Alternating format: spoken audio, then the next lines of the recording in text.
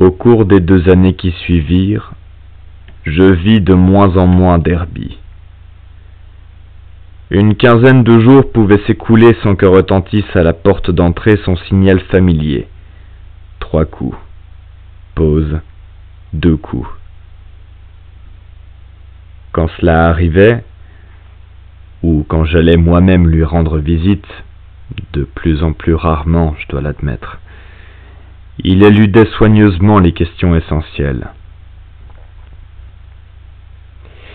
Il semblait également peu disposé à évoquer ses travaux occultes, lui qui autrefois se plaisait à me les décrire par le menu, et préférait ne pas parler de son épouse. Elle s'était curieusement fanée depuis leur mariage, si bien que c'était elle désormais qui paraissait, curieusement, la plus âgée des deux. Son visage portait les marques d'une implacable détermination, et tout dans sa personne inspirait à présent une vague et diffuse répulsion. Ma femme et mon fils l'avaient eux aussi remarqué, et nos visites à Crowninshield s'espacèrent progressivement, jusqu'à cesser tout à fait, au grand soulagement d'Asenath, comme l'admit plus tard mon ami lors d'un de ses accès d'indélicatesse puérile. De temps à autre, les Derby partaient pour de longs voyages. Ils prétendaient visiter l'Europe, bien qu'Edward fît parfois allusion à de plus mystérieuses destinations. C'est au bout d'1 an que les gens d'Arkham remarquèrent la transformation d'Edward Derby. Ce n'était que de simples commérages, car ce changement était purement psychologique, mais il soulevait certains points intéressants. Par moments, Edward semblait adopter un comportement et une expression parfaitement incompatibles avec sa nature indolente. Il arrivait ainsi qu'on le voit rentrer ou sortir à toute allure de l'allée de sa maison au volant de la puissante Packard d'Asenath, lui qui ne savait pas conduire autrefois.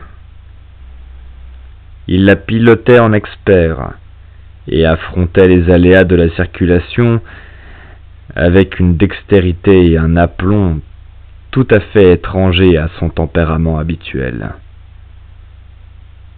Chaque fois que ces épisodes survenaient, il semblait partir ou revenir de voyage. Quelle sorte de voyage? Nul n'aurait pu le dire, même s'il empruntait la plupart du temps la route d'Innsmouth. Chose curieuse, cette métamorphose n'avait rien de plaisant.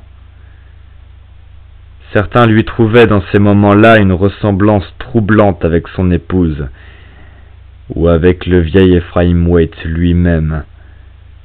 Mais peut-être était-ce parce que ces transformations se produisaient rarement qu'elles paraissaient anormales.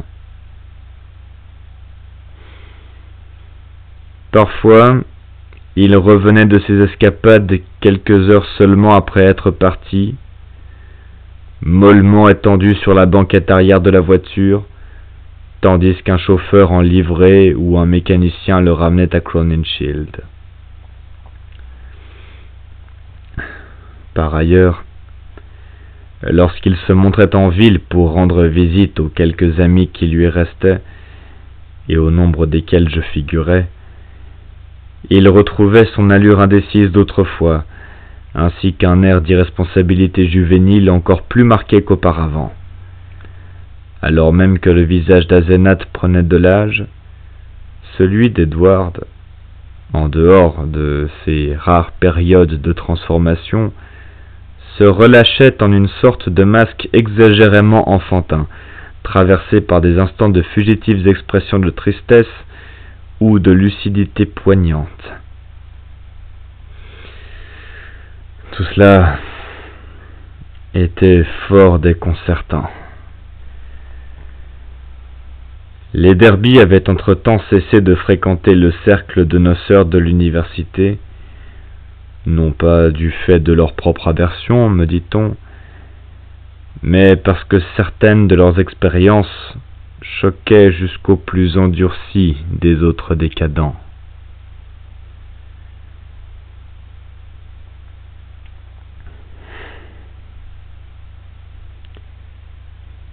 Ce ne fut que la 3e année de son mariage qu'Edward commença à me faire discrètement part de ses inquiétudes et de son mécontentement. Au détour d'une phrase, il laissait entendre que les choses étaient allées trop loin, ou bien évoquait d'une voix lugubre la nécessité de préserver son identité.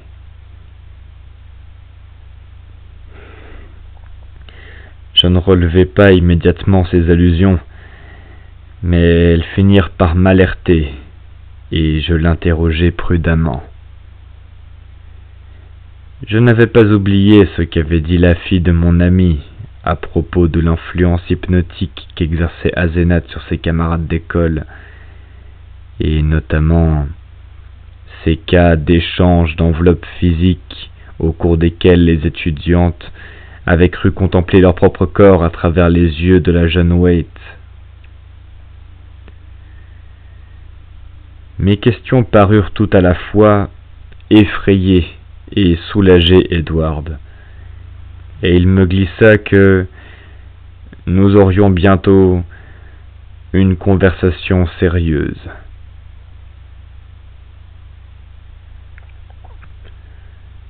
Monsieur Derby père mourut à cette période, ce dont je remerciai le ciel par la suite. Si Edward en conçut beaucoup de chagrin, sa vie n'en fut guère affectée. Aussi étonnant que cela puisse paraître, il n'avait que très peu vu son père depuis son mariage, car Asenath avait comblé à elle seule son besoin de liens familiaux. Certains lui reprochèrent son apparente indifférence, d'autant plus que se multipliaient ses virées sauvages et exaltées au volant de la Packard. Quand il exprima le souhait de réintégrer la vieille demeure des Derby, Asenath refusa de quitter la maison Crowninshield, à laquelle elle s'était très bien habituée. Peu après, une amie de ma femme, l'une des rares à n'avoir pas cessé tout commerce avec les Derby, lui raconta une étrange anecdote. Alors qu'elle se rendait chez eux, elle avait vu une voiture surgir de leur allée et remonter en trombe la chaussée de High Street. C'était Edward qui conduisait, les traits tordus par un sourire sardonique et conquérant. Après avoir sonné, elle s'était entendue dire par la jeune et repoussante domestique qu'Asenath s'était également absenté. Comme elle s'en retournait, elle avait jeté un coup d'œil à la maison et avait aperçu, à l'une des fenêtres de la bibliothèque d'Edward, un visage qui s'était aussitôt replié. Un visage empreint d'une douleur, d'un abattement et d'une mélancolie sans nom. Contre toute attente, il s'agissait d'Asenath. Mais l'ami de ma femme aurait cependant juré qu'en cet instant, c'étaient les yeux tristes et désemparés du pauvre Edward qui l'habitaient.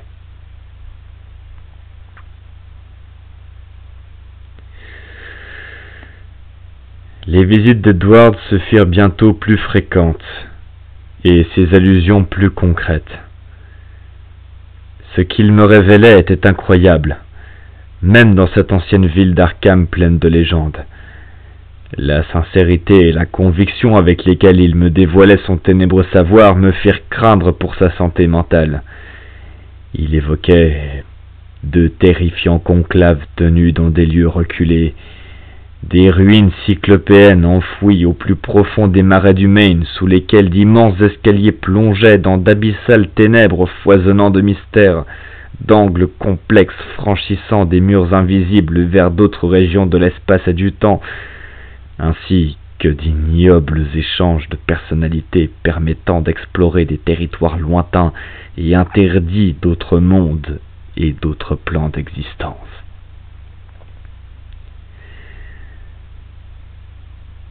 Pour étayer certaines de ces folles assertions, il me montrait parfois des objets fascinants qui me troublaient au plus haut point, des artefacts dotés de textures stupéfiantes et de couleurs indéfinissables, complètement étrangers à notre monde, et dont les contours impossibles et les surfaces démentielles se jouaient des lois de la physique et de la géométrie. Ces choses, disait-il, provenaient de l'en dehors, et son épouse savait comment se les procurer. Quelquefois, il émettait d'une voix tremblante et terrifiée d'étranges insinuations au sujet du vieux Ephraim Waite, qu'il avait croisé autrefois parmi les rayonnages de la bibliothèque universitaire. Ces insinuations esquissées à voix basse n'étaient jamais très claires, mais semblaient exprimer d'affreux doutes quant à la mort du vieux sorcier, fût-elle spirituelle ou corporelle.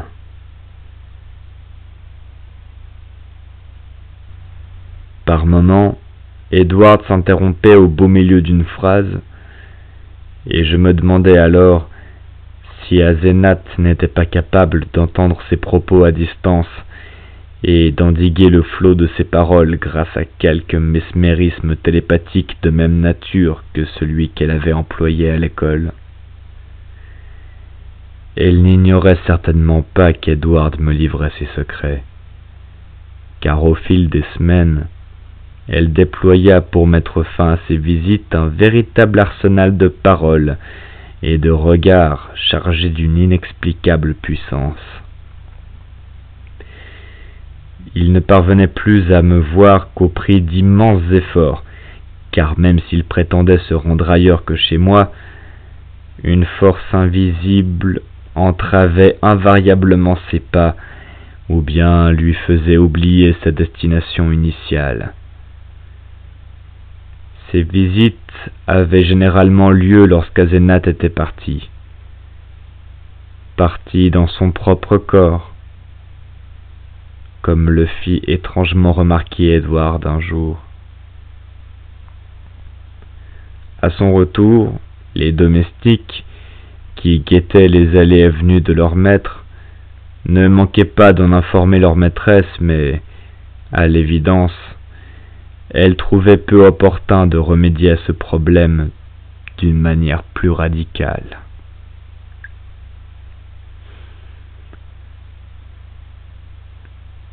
Plus de 3 ans s'étaient écoulés depuis le mariage d'Edward et Asenath quand je reçus ce télégramme en provenance du Maine, un matin d'août. Cela faisait 2 mois que je n'avais pas vu mon ami, qu'on disait en voyage d'affaires. Asenath était censé l'avoir accompagné, mais certaines commères attentives affirmaient que quelqu'un se cachait à l'étage de la vieille demeure, derrière les doubles rideaux. Elle prétendait en outre que les achats effectués en ville par les domestiques confirmaient leur dire. Et voici que le shérif de Chesuncook me télégraphiait qu'un déséquilibré couvert de boue avait surgi en titubant des bois et hurlé mon nom entre 2 crises de délire.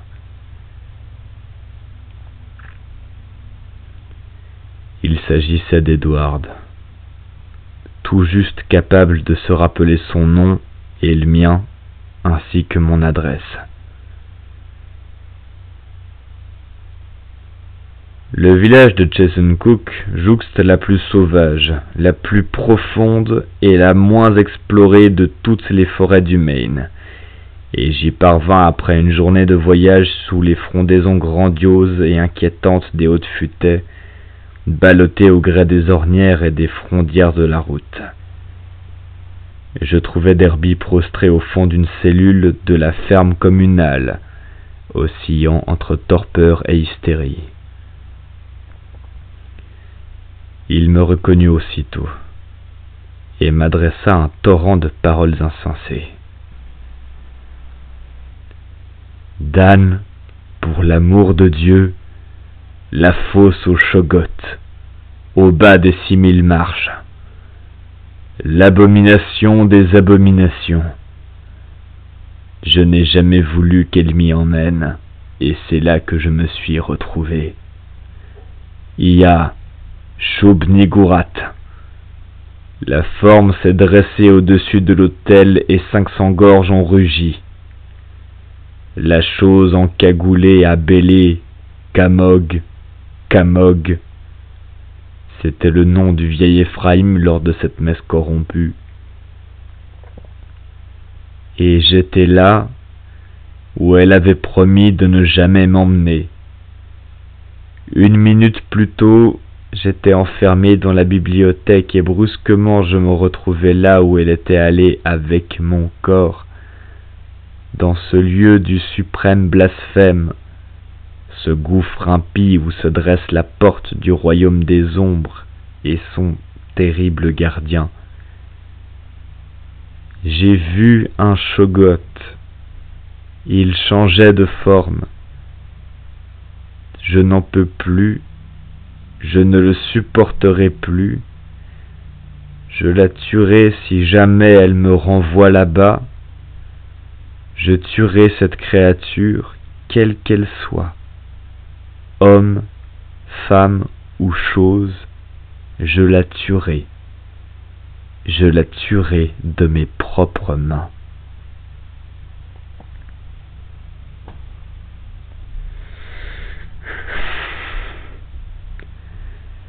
Je mis près d'1 heure à le calmer, mais il finit par s'apaiser. Le lendemain, je lui achetai des habits décents dans le village, et nous repartîmes pour Arkham. Ce fut seulement quand nous traversâmes Augusta que je l'entendis marmonner lugubrement, comme si la simple vue d'une ville éveillait en lui de désagréables souvenirs. Il était évident qu'il ne souhaitait pas rentrer chez lui, et j'estimais qu'en effet, cela valait mieux, étant donné les idées délirantes et fantastiques qu'il semblait entretenir à propos de sa femme, idées sans nul doute suscitées par quelque brutale tentative d'hypnose à laquelle il avait été soumis. Je décidai donc de l'accueillir chez moi pour un temps, et peu importe si cela devait m'attirer les foudres d'Asenath. Ensuite, je l'aiderai à obtenir le divorce, car la déchéance mentale qu'occasionnait chez lui cette union le menait droit au suicide. Les murmures de Derby cessèrent dès que nous eûmes quitté la ville et gagné la campagne, et je le laissai s'endormir sur le siège passager tandis que je conduisais.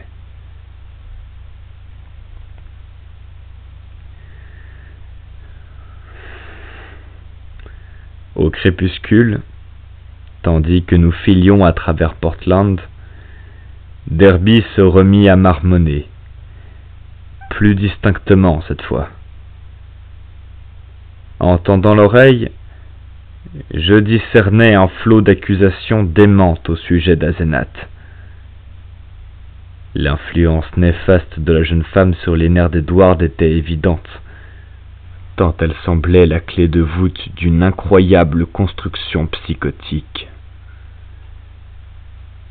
Son embarrassante situation actuelle, grommelait-il à la dérobée, n'était que la dernière d'une longue série. son épouse s'emparait de lui, et il savait qu'un jour elle ne le laisserait plus. En cet instant même, sans doute relâchait-elle son emprise uniquement parce qu'elle y était obligée, car elle ne pouvait encore tenir bien longtemps. Elle ne cessait d'emprunter son corps pour célébrer d'indicibles rites en d'indicibles endroits, et le reléguait dans sa propre enveloppe charnelle qu'elle enfermait à l'étage. Mais il arrivait que cette mystérieuse opération finisse par lui échapper, de sorte qu'Edward réintégrait parfois brusquement son corps dans quelque lieu horrible, loin de tout, et souvent inconnu. Lorsque cela arrivait, elle ne parvenait pas toujours à reprendre le contrôle du corps de son époux. Voilà pourquoi Edward se retrouvait souvent dans cet état au milieu de nulle part. Il lui fallait alors parcourir de formidables distances pour regagner Arkham, puis engager des chauffeurs pour conduire la voiture après l'avoir retrouvée. Mais le pire était qu'avec le temps, Asenath était parvenue à rallonger la durée des possessions. Elle aspirait à devenir un homme, devenir pleinement humaine. Voilà pourquoi elle l'avait choisi. Elle avait senti en lui la présence combinée d'un cerveau bien fait et d'une volonté défaillante. Un jour, elle parviendrait à se débarrasser complètement de lui et s'enfuirait avec son corps. Elle s'enfuirait pour devenir un grand magicien comme son père, et lui finirait sa vie tel un naufragé dans cette enveloppe féminine qui n'était même pas entièrement humaine. Car oui, il savait désormais quel sang maudit coulait dans les veines des gens d'Innsmouth. Il savait quel pacte ignoble ils avaient scellé avec des créatures venues de l'océan. C'était épouvantable. Quant au vieil Ephraim, il connaissait le secret de l'échange corporel, et, sentant venir la mort, il avait commis un acte atroce pour lui échapper. La vie éternelle, voilà ce qu'il cherchait. Asenath finirait par réussir, car l'opération avait déjà fonctionné une fois par le passé. Tandis que Derby poursuivait ses divagations, je me tournai vers lui pour l'examiner avec attention, et je vérifiai le changement que j'avais cru observer en lui un peu plus tôt. Il semblait paradoxalement en bien meilleure forme qu'auparavant, plus énergique, plus mûr. Il avait perdu cette flaccidité maladive que lui conférait autrefois son train de vie indolent. Pour la première fois de sa vie d'enfant gâté, il m'apparaissait comme un être dynamique et vigoureux. Sans doute fallait-il voir l'influence d'Asenath, qui l'avait probablement poussé dans ses derniers retranchements. Mais pour l'heure, son état mental était déplorable. Il tenait des propos ahurissants au sujet d'Asenath, de Magie Noire, du vieil Ephraim, et d'une certaine révélation qui ne manquerait pas de me convaincre. Il répétait des noms que je connaissais pour avoir parcouru autrefois les grimoires interdits, et je frissonnais en découvrant dans sa litanie une logique symbolique d'une convaincante cohérence. De temps à autre, il s'interrompait, comme pour rassembler le courage nécessaire à quelque ultime et terrible révélation. « Dan, Dan, ne te souviens-tu pas de lui, de ses yeux cruels et de sa barbe hirsute qui n'a jamais blanchi? Son regard noir s'est posé sur moi à l'époque, et je n'ai jamais pu l'oublier. À présent, c'est elle qui me regarde ainsi, et je sais pourquoi. Il l'a trouvée dans le Necronomicon. Cette maudite formule. Je n'ose pas encore te préciser la page exacte, mais je te montrerai plus tard, et tu comprendras. Alors, tu sauras ce qui s'est emparé de moi. Cette chose qui refuse de mourir en passant de corps en corps, de génération en génération. L'étincelle de vie, il sait comment briser le lien. Elle continue de scintiller peu de temps après la mort du corps. Laisse-moi te donner quelques indices, et peut-être pourras-tu deviner. Écoute-moi, Dan.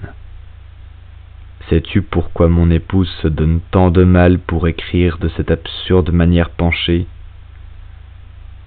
As-tu déjà contemplé un manuscrit du vieil Éphraïm?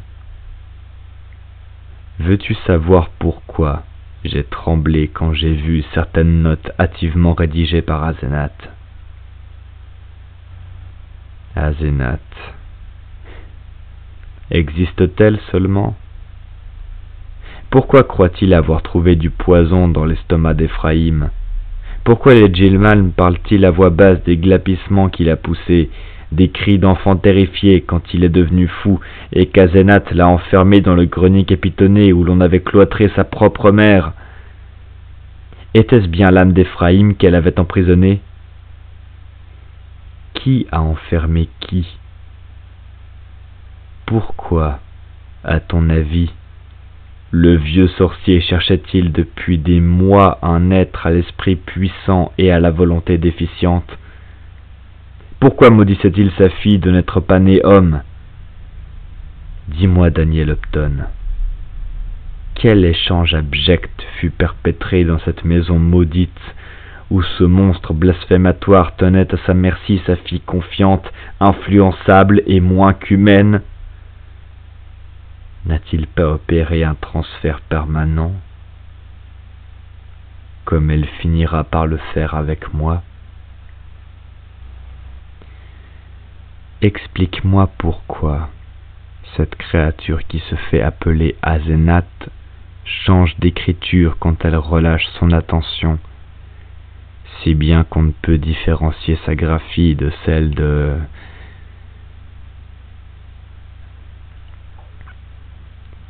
Ce fut alors que la chose se produisit.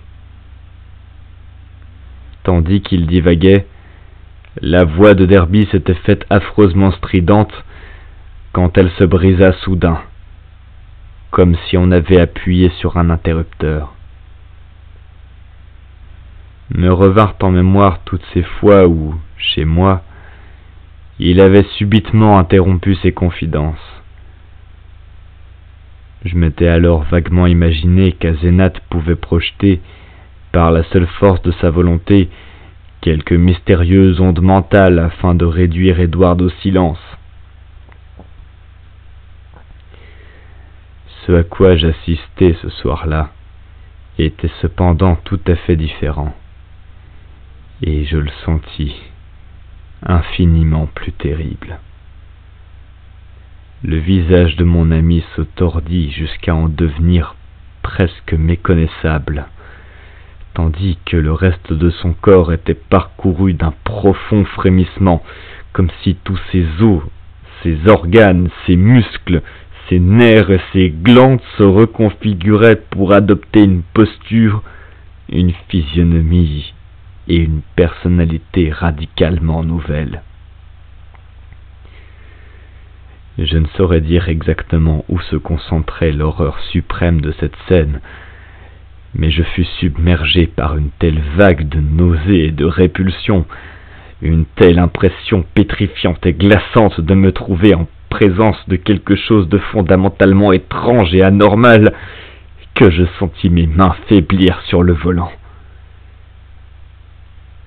L'être à mes côtés n'était plus cet ami de toujours, mais m'apparaissait désormais comme un monstrueux imposteur venu des étoiles, l'incarnation démoniaque d'inconcevable et malveillante puissance cosmique.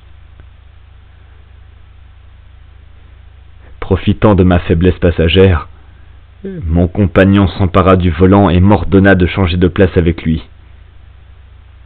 La nuit était tombée, et les lumières de Portland loin derrière nous, si bien que je discernais mal les traits de son visage, mais l'éclat de ses yeux était extraordinaire, et je compris qu'il devait se trouver dans cet étrange état d'excitation nerveuse, si contraire à sa nature, que tant d'autres avaient déjà remarqué.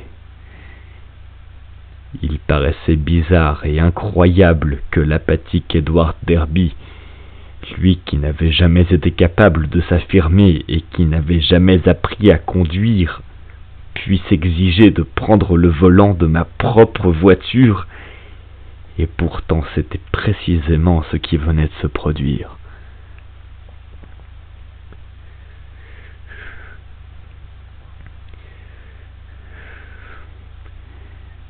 Il ne prononça pas un mot pendant un long moment, et mon épouvante en était telle que j'en fus soulagé.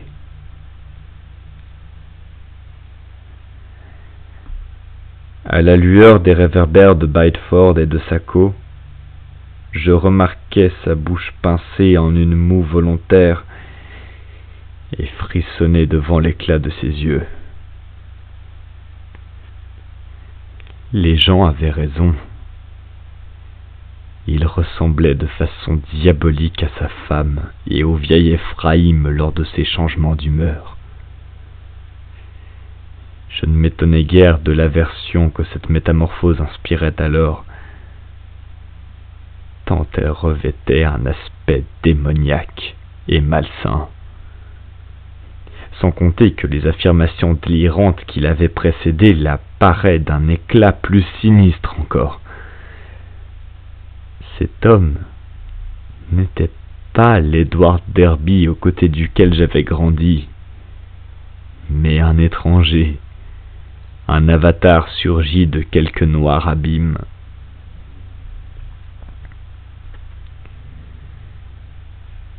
Nous roulions dans les ténèbres quand il prit enfin la parole, et lorsqu'il parla, ce fut la voix d'un inconnu qui résonna dans l'habitacle. Elle était plus grave, plus ferme et plus résolue que jamais. Même son accent et sa prononciation avaient changé, bien que certaines inflexions éveillassent en moi des souvenirs imprécis, déroutants et lointains, que je ne parvenais pas à situer. Je crus y déceler une pointe d'ironie profonde, presque palpable, qui n'était pas cette malice apprêtée et arrogante des jeunes étudiants élégants qu'Edward affectait d'habitude, mais une raillerie plus fielleuse, plus pure et plus mordante, teintée de malveillance. Je m'étonnais qu'un tel sang-froid succède si rapidement à un épisode de marmonnement fébrile. « J'espère que tu me pardonneras ma crise d'anxiété, Upton, » dit-il. « Tu sais combien j'ai les nerfs fragiles, et j'en appelle à ton indulgence. Je te suis infiniment reconnaissant, bien sûr, d'être venu me chercher, et je te prie également d'oublier toutes ces sottises que j'ai pu proférer au sujet de mon épouse, et de tout le reste. Voilà ce qui arrive lorsqu'on travaille au-delà de ses forces dans un domaine comme le mien.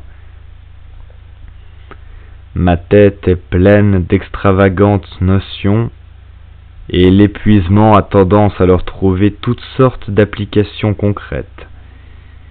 Je vais me reposer dès mon retour.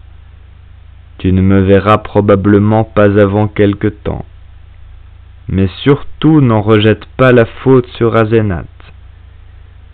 J'admets que ma mésaventure peut paraître étrange, mais c'est en réalité fort simple. Les forêts du Nord recèlent de nombreux vestiges indiens, comme des pierres dressées et d'autres productions du même genre, qui ont une grande importance dans le folklore local. Ce genre de choses nous passionne, ma femme et moi. Ce fut cette fois-ci une expédition difficile, si bien que j'ai dû quelque peu perdre l'esprit. J'enverrai quelqu'un chercher la voiture une fois à Arkham. Un bon mois de détente devrait me remettre d'aplomb. Je ne me rappelle plus dans quelle mesure je contribuais à la conversation, tant la stupéfiante étrangeté de mon voisin m'obnubilait. L'insaisissable sentiment d'horreur cosmique qui m'avait assailli grandissait à chaque seconde, et c'est dans un état semi-délirant que je priais pour que se termine notre voyage. Derby ne proposa pas de me redonner le volant, et je fus ravi de constater avec quelle vitesse nous traversâmes Portsmouth et Newburyport.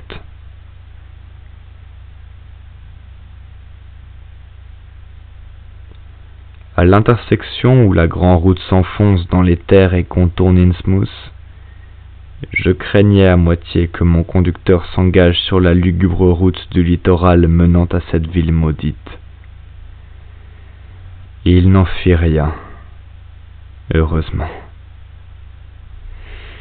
Et c'est en trombe que nous dépassâmes Rowley et Ipswich.